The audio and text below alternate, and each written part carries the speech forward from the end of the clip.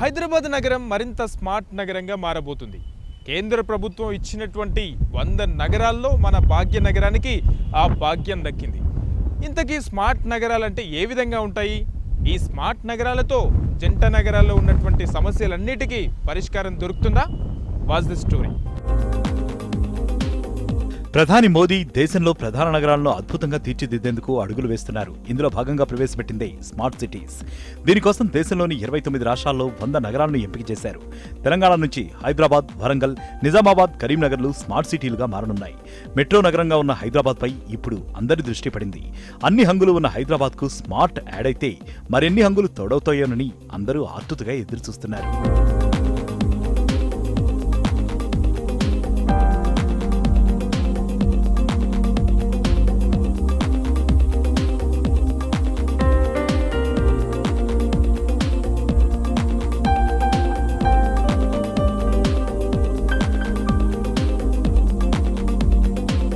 ఇంతకు smart city అంటే ఏంటి?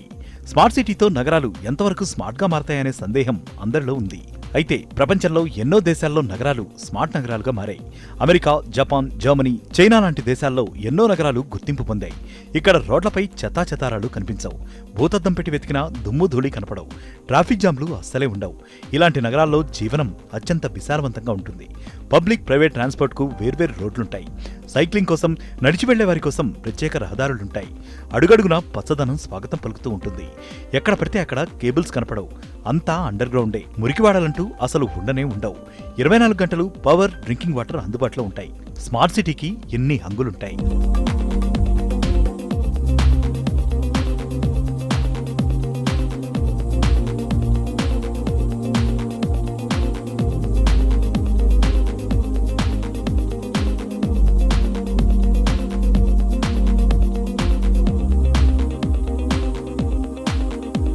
అయితే మన దేశంలో జనాభా 100 కోట్లకు పైనే. ఇంత జనాభా ఉన్న ఇండియాలో ఈ స్మార్ట్ నగరాలు ఎంత మేరకు సక్సెస్ అవుతాయనేది ఇప్పుడు అందరినీ వేధిస్తున్న ప్రశ్న.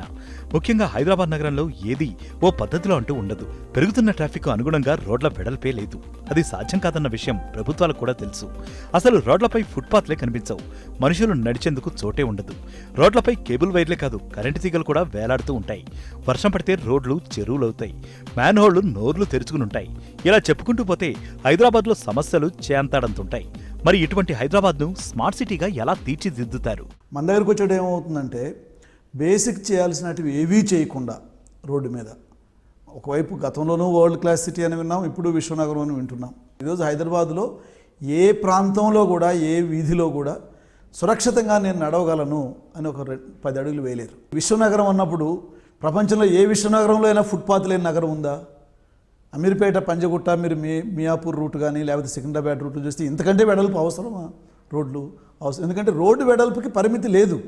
హైదరాబాద్ నగరంలో ట్రాఫిక్ ఇంప్రూవ్ కావాలంటే రోడ్డు మీద నియంత్రణ కావాలి ప్రభుత్వానికి.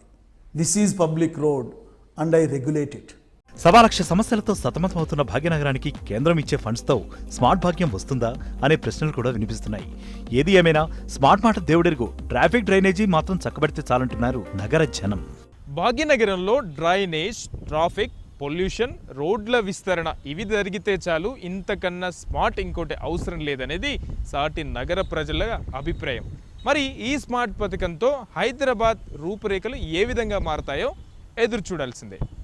కెమెరామెన్ రాజుతో శ్రీనివాస్, HM టీవీ, హైదరాబాద్.